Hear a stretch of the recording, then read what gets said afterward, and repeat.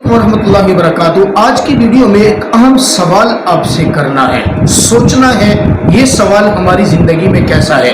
سوال یہ ہے کہ دنیا آج بدل رہی ہے، ٹیکنالوجی آ رہی ہے، دنیا بڑی ترقی کر رہی ہے، ہمارا کلچر بدل رہا ہے، ہماری زبان بدل رہی ہے، ہمارا لباس بدل رہا ہے، ہمارا چال چلن بدل رہا ہے، دنیا بڑی تیزی کے ساتھ بدل رہی ہے۔ سوچیں کہ کیا میں اور آپ بھی بدلے؟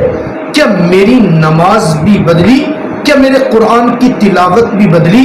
کیا میرے صدقہ خیرات کرنے کا انداز بھی بدلا؟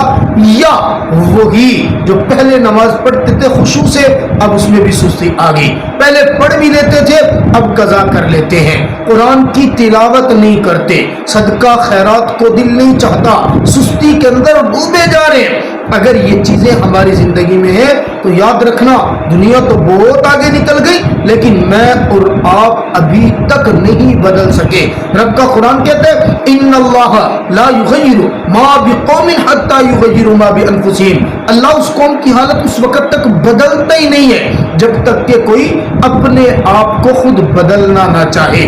لہذا اگر وقت ہمارا سستی میں گزر گیا ہے، آج توجہ کر لیجئے کہ پہلے نمازیں اگر سستی میں جا رہی ہیں، آج کے بعد سستی میں نہیں جائیں گے۔ پہلے اگر قضا کرتے ہیں، آج کے بعد قضا نہیں کریں گے۔